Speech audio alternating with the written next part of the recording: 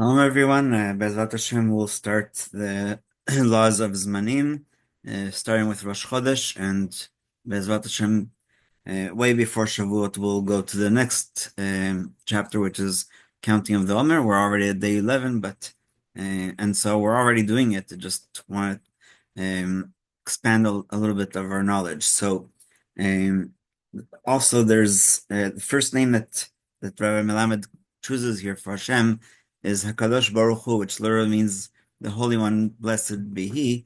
But the Baal Turim in Parshat Baalotcha, I believe, says that there's 17 different names for God. So, um, and so it's not always translated the right way, but I think we can manage. So, Hakadosh Baruch Hu created luminaries, and the chapter 1 of Genesis talks about the name Elohim, the sun and the moon, and placed them in the heavens.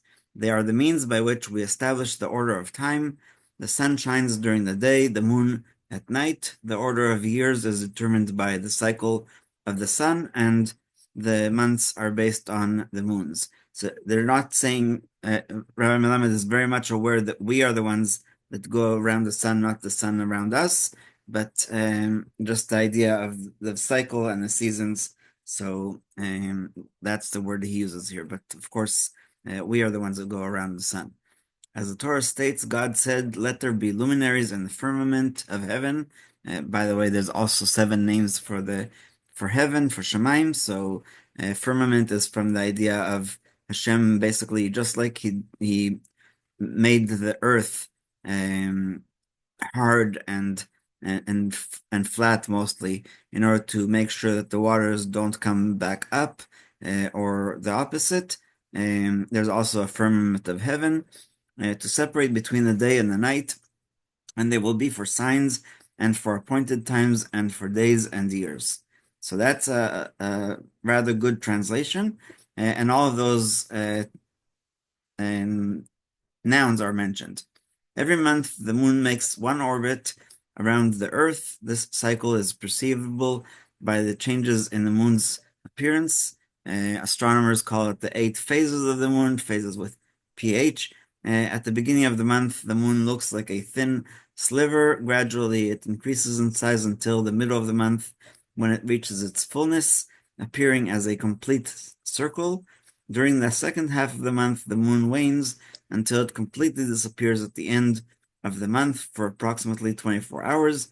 Afterwards, it reappears as a thin sliver, indicating that a new month has begun. So, just 2 notes about that. One is from very recent exploration. When my friend told me that they didn't manage to take a picture of the dark side of the moon, we both decided that they must have forgotten their cell phones at home, because how else would they not be able to take a picture? But that jokes aside, the idea of this covering and disappearing is what we call in Talmud and also in the Slichos, ben Kesel Asor, between the time that the moon is completely covered until the Asor, the 10th day of Tishrei, which is when we have Yom Kippur. So a full lunar cycle lasts 29 and a half days, plus approximately another 3/4 of an hour.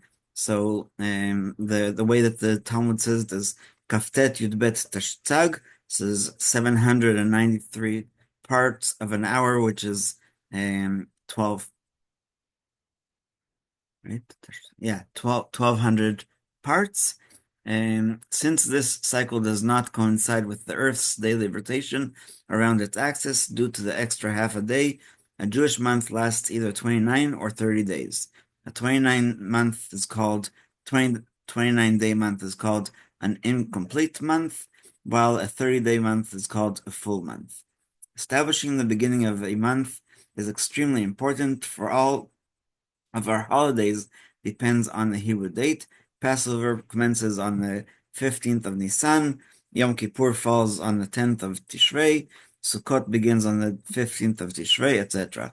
In fact, it is so important that the Torah permits witnesses who see the new moon to violate the Shabbat in order to travel to Jerusalem and give testimony before the Beit Din.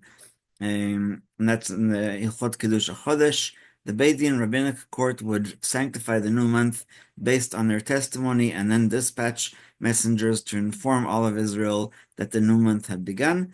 So we'll continue learning this process, but just before that, Rambam is the only one of the writers of our Code of Jewish Law who discussed things that were relevant in the time of the Beit HaMikdash, including the laws of Kohanim. And one of the things that he's not usually midrashic or kabbalistic in his writings, but he made an oath that the minute that there isn't even one Jew in Eretz Israel, in the land of Israel, that's when the Jewish year will cease to be. And so basically he made an oath that it will never come to that, where there won't be any Jews in Eretz Israel.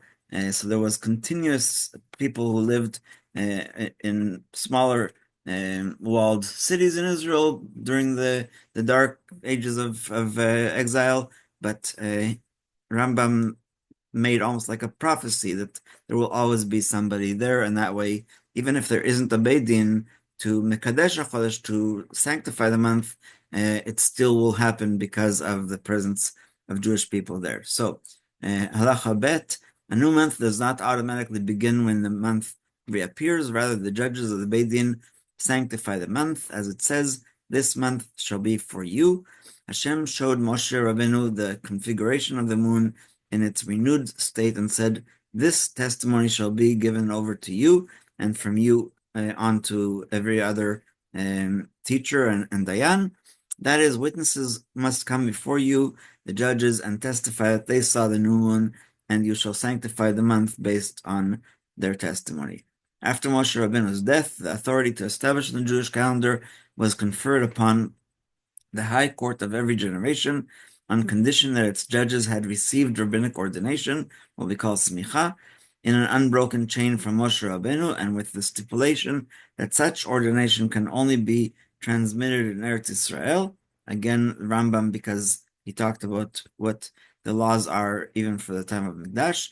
If a time comes when the Jews are unable to fix the months by way of a Beit Din, the halacha states that they must do so using mathematical calculations, and that's why Hillel II gave us the calendar that we have now.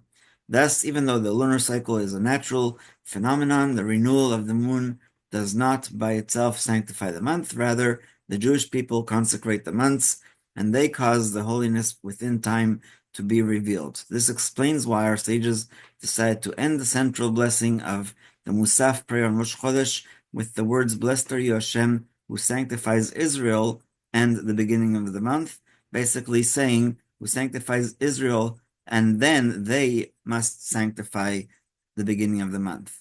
Perhaps this is also why the first mitzvah the Torah commanded the Jewish people as a whole was the mitzvah of sanctifying the new moon. For this mitzvah displays a facet of Israel's unique sanctity, our ability to reveal the holiness within time. And so we'll stop here and open up for questions.